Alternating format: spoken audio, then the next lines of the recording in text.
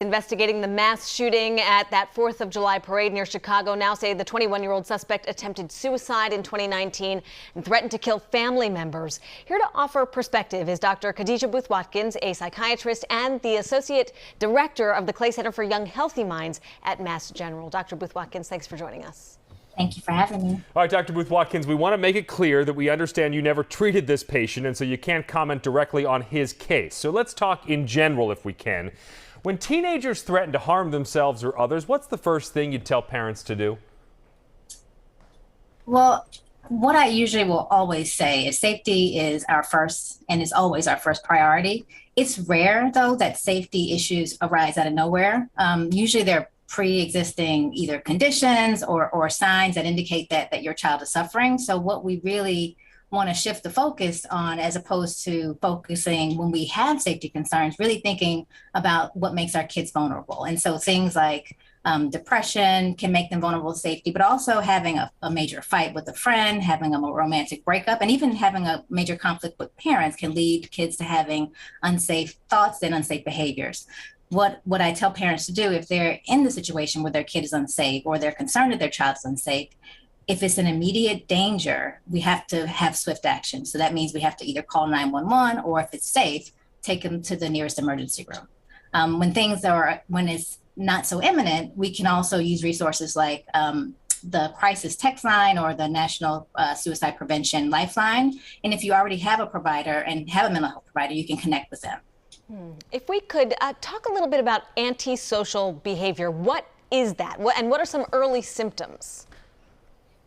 So antisocial behavior is tricky because the term doesn't actually really give meaning to what it is. And so I hear kids often using it kind of casually to describe them being shy or to describe they're not wanting to be around large groups. But antisocial behavior is pretty serious. And what it looks like is really a complete and utter disregard for what's right and wrong, the feelings and the rights of other people. There's often a total disregard for authority and authority figures. And so these people just kind of commit acts and behaviors and they have no remorse. And so I think what is really also key is that this is a pattern of behavior. So, kids can misbehave, they can, be dishonest, but this is really pervasive patterns of behavior where there's just a total disregard for these things which are important.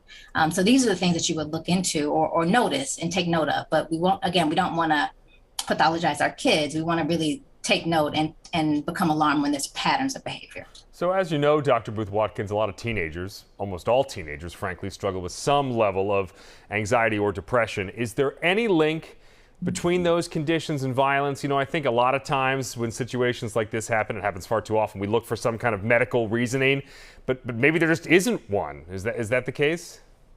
I mean, it is our nature to really try to understand something that's really not comprehensible. And what I will say and what I'll lead with is that, mental illness is not unique to the United States, however mass shootings are. And so if we are able to really shift the focus on identifying appropriate interventions and being able to identify struggles that our kids are having early, our kids have a great chance of becoming those well-adjusted adults that they're destined to be. So we really don't want to link, mental illness to violence because that's simply not the case. And so while, these horrific acts typically are committed by someone who may have some mental illness or mental illness history, their mental illness is not the reason why we're here. It really is important for us to really understand the signs and symptoms of our kids struggling, knowing really what to do when they're struggling and when we should be really worried. And so having this education, I think, is really the key to really supporting our young people and their mental illness and their mental health, because it is true. They're struggling and this is really hard